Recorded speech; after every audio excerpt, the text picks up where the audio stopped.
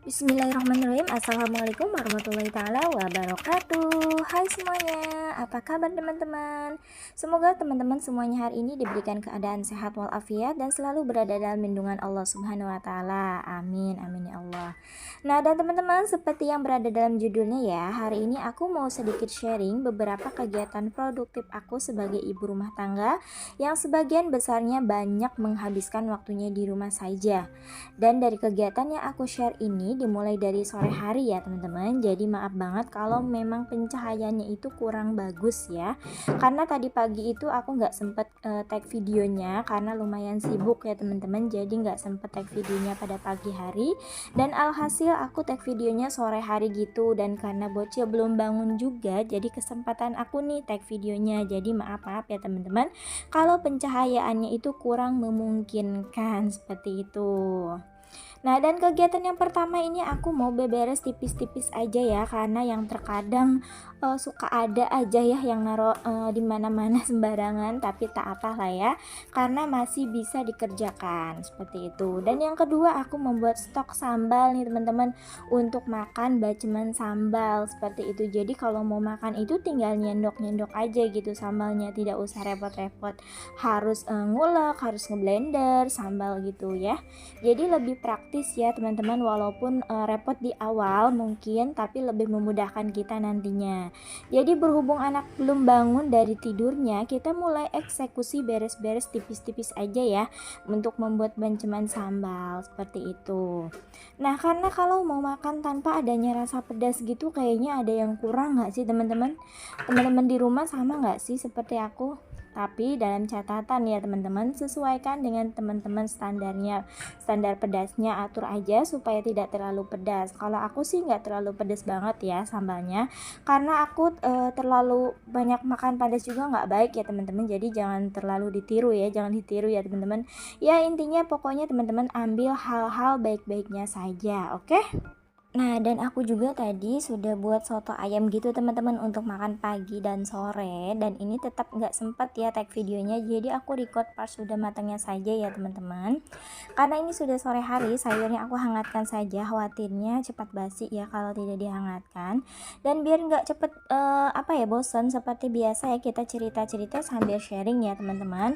Nah teman-teman pastinya sudah tahu kan kita mau bahas apa. Karena aku sudah tuliskan di dalam judul video, dan hari ini aku mau sedikit sharing tentang bagaimana caranya kita itu sebagai ibu rumah tangga bisa mendapatkan penghasilan dari sosial media atau dari internet ya.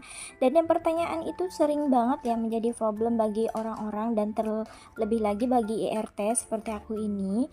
Ya walaupun aku pribadi belum bisa membuktikan lebih banyak, tapi setidaknya ya teman-teman, setidaknya aku bisa membuktikan ya secara real, dengan meskipun jumlah pendapatan aku ataupun penghasilan aku sendiri masih kecil, tapi setidaknya dapat membantu teman-teman juga untuk dapat mendapatkan cuan meski berada dalam di rumah saja. Dan yang pertanyaan ini juga seringkali ya suka ada banyak banget DM Instagram aku, dan jadi aku jawab di sini saja ya. Jadi supaya sekalian saja aku buat videonya dan bahas tuntas di sini ya teman-teman.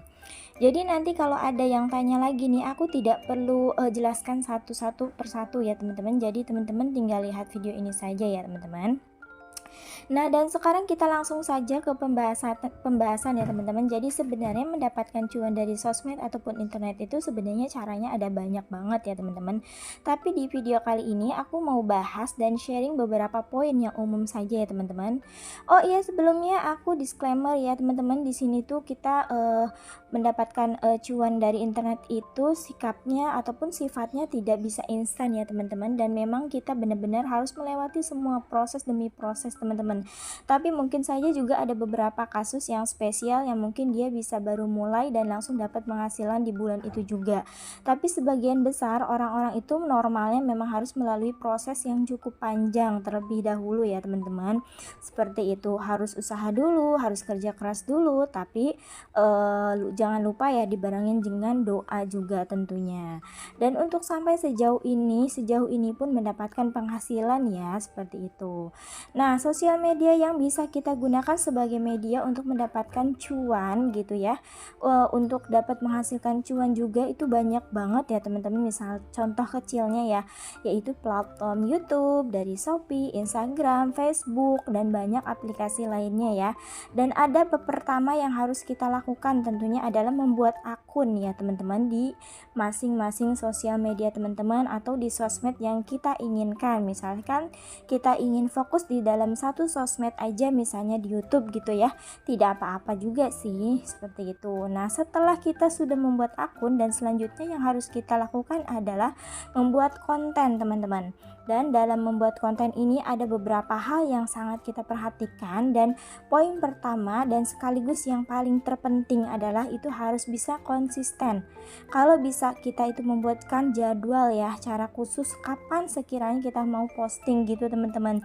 Jadi jangan sampai adanya keraguan, amburadul gitu ya. Misalnya ini punya 5 stok video dan mau diupload gitu, itu jangan sampai kita upload setiap hari ya berturutan gitu. Kemudian di minggu berikutnya kita tidak perlu upload apapun, dan itu menurut aku kurang efektif ya teman-teman. Jadi kalau memang punya banyak stok video itu kita tetap up videonya itu terjadwal ya teman-teman. Misalkan 5 kali sehari, 2 minggu sekali, seperti itu ya teman-teman. Yang aku ketahui kalau kita posting terjadwal itu jangkauannya itu akan lebih luas ya teman-teman, daripada kita up videonya itu dengan tidak terjadwal, seperti itu ya teman-teman. Dan selanjutnya hal yang perlu kita perhatikan dan kita penting kita ketahui juga yaitu adalah isi dari konten tersebut ya teman-teman ya. Kalau misalnya teman-teman bisa meng-share yang bermanfaat agar orang itu yang bisa tertarik dan mencoba dan menonton gitu ya teman-teman. Dan selain itu selalu usahakan untuk membuat konten dengan tema sejenis ya. Jadi sebaiknya sebelum memulai dalam mengonten itu teman-teman bisa pelajari dulu dan pikir-pikir terlebih dahulu, dan teman-teman itu mau membuat konten dengan tema apa. Meskipun sebenarnya aku pribadi nggak merasa belum pantas aja ya menjelaskan hal ini seperti itu, tapi ya ini pengalaman pribadi aku juga sedang mencari-cari jati diri nih. Kalau kita itu IRT ya, tidak apalah ya kalau misalnya teman-teman masih mencoba juga. Dan sekiranya teman-teman mau membuat konten apa nih teman-teman, dapat menguasai yang teman-teman kuasai yang seperti apa dan bagaimana, seperti itu. Dan menentukan tema apa, contohnya misalnya teman-teman itu sukanya makan ataupun hobi makan tuh, buat konten yang hobi makan seperti itu, mukbang gitu ya. Teman-teman sukanya jalan-jalan, boleh juga nih itu teman-teman buat vlog gitu, ataupun teman-teman sukanya masak-masak, buatlah konten untuk masak-masak dan lain sebagainya, seperti itu. Dan misalnya teman-teman kalau hanya ingin share video sehari-hari aja juga boleh kok, tidak apa-apa, share aja, asalkan kuncinya tadi ya teman-teman, beberapa poin yang harus sudah aku sampaikan di awal video tadi, seperti itu. Nah, itu adalah beberapa poin yang harus kita perhatikan, seperti itu ya teman-teman. Dan sekarang aku rangkum aja ya teman-teman. Yang pertama itu kita harus konsisten, kedua itu kemudian kita membuatkan jadwal khusus up videonya, dan yang ketiga usahakan untuk membuat konten yang menarik dan bermanfaat tentunya. Dan poin yang keempat yaitu sekaligus yang terakhir adalah membuat konten dengan tema yang sejenis, seperti itu ya teman-teman. Nah, selanjutnya konten kita bisa langsung eksekusi aja teman-teman. Jadi langsung buat konten dengan teratur dan konsisten terus menerus dengan terjadwal, dan tentunya dengan tetap memperhatikan kualitas konten kita ya teman-teman. Jadi kalau teman-teman membuat konten foto, atau pastikan fotonya itu jelas dan gak buram, tajam, dan begitu juga dengan video, dan pastikan videonya itu terang, terlihat jelas. Dan yang tidak kalah penting ialah isi dari konten tersebut ya teman-teman, karena biar membawa manfaat untuk orang lain. Dan kalau kita bisa melakukan itu terus menerus, insya Allah akan bertambah dan membaik lagi akunnya dan sehat. Dan dengan bertambahnya followers dan akun yang sehat, yang baik gitu kan, dapat mendatangkan juga rezeki loh teman-teman, berupa endorsement ataupun tawaran kerja. Dan setelah mendapatkan tawaran kerja sama dari brand-brand online shop, dan ini juga bisa mulai menentukan menentukan record teman-teman. Singkatnya record itu adalah harga yang kita tetapkan sendiri kalau ada yang ngajak kerjasama, seperti itu. Dan dapat kita promosikan barang-barang itu di akun-akun kita, seperti itu teman-teman. Jadi berapa, harga red card itu bebas ya teman-teman, tergantung kita sebagai pemilik akun, tapi kalau boleh saran mending jangan terlalu mahal dan jangan terlalu murah juga ya.